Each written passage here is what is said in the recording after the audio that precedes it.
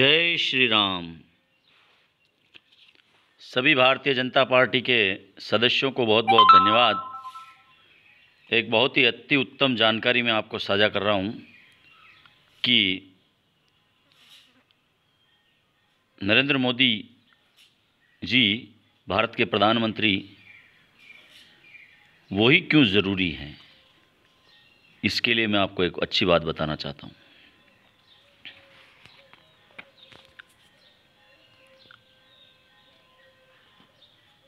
प्रधानमंत्री गरीब कल्याण अन्न योजना के तहत 80 करोड़ लोगों को मुफ्त अनाज का वितरण, प्रधानमंत्री आवास योजना शहरी के अंतर्गत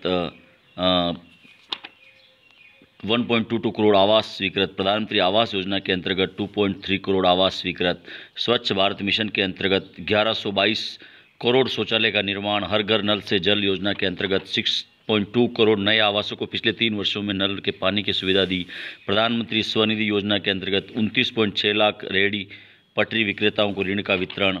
आयुष्मान भारत योजना के अंतर्गत 3.2 करोड़ लोगों को 5 लाख तक का मुफ्त इलाज मिला, 18 करोड़ से अधिक आयुष्मान कार्ड जारी किए गए, विश्व के सबसे बड़े टीकाकरण अभियान के अंतर्गत 190 करोड़ के अधिक टीके मुफ्त में लगाए गए, 8,727 जन औषधि केंद्रों पर सस्ती दवाई उपलब्ध कराई जा रही है, पिछले 8 वर्षों में 15 एम्स खोले गए, पिछले 8 वर्षों में लगभग 200 नए मेडिकल कॉलेज खोले गए, प्रत्येक जिले में मेडिकल कॉलेज खोले जा रहे हैं, प्रत्येक ब्लॉक में हेल्थ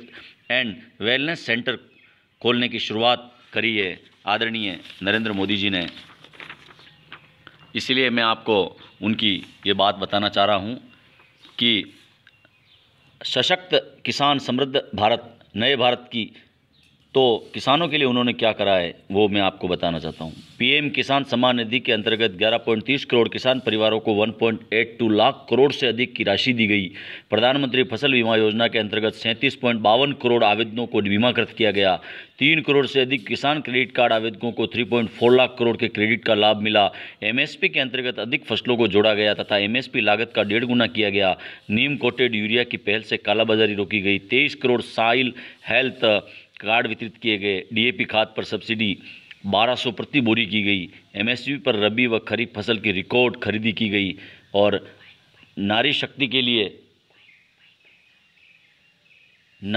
के लिए क्या किया उन्होंने, जैसे पीएम उज्ज्वला योजना के अंतर्गत महिलाओं को 9 करोड़ एलपीजी कनेक्शन दिए, जनधन खातों के माध्यम से 25 करोड़ महिलाएं बैंक से जुड़ी, 75 लाख से अधिक स्वयं सहायता समूह के माध्यम से 8 करोड़ महिला उद्यमियों को जोड़ा गया, स्टार्टअप इंडिया के तहत महिलाओं के नाम पर 80% ऋण दिया गया, वैतनिक मातृत्व अवकाश को 26 सप्ताह तक बढ़ाया गया, सेना व सैनिक स्कूलों में महिलाओं को बराबरी का दर्जा दिया, पीएम मुद्रा योजना के अंतर्गत लगभग 68% लाभार्थी महिलाएं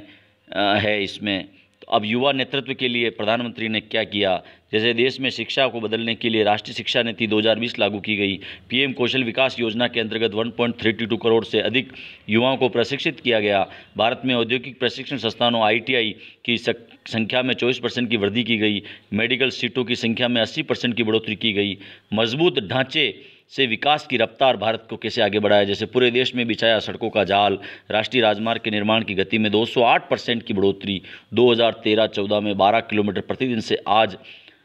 उस टाइम 12 किलोमीटर बनता था 13-14 में, आज 37 किलोमीटर प्रतिदिन राष्ट्रीय राजमार्ग का निर्माण हो रहा है।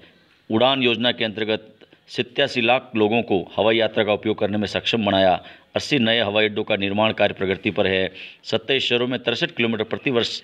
की गति से मेट्रो रेल का निर्माण किया जा रहा है। अर्थव्यवस्था में सुधार के लिए प्रधानमंत्री नरेंद्र मोदी जी की सरकार ने क्या किया वो देखो मैं आपको बताना चाहता हूँ। 8.2% की विकास दर के साथ भारत दुनिया में सबसे तेज़ी से बढ़ती अर्थव्यवस्था है। वर्ष 2021-22 में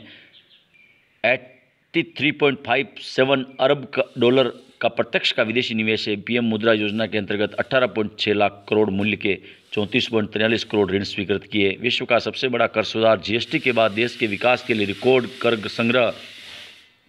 अप्रैल 2022 में 1.68 लाख करोड़ का संग्रह किया, 5 लाख तक की सालाना आय वाले लोगों को आयकर से मुक्त किया,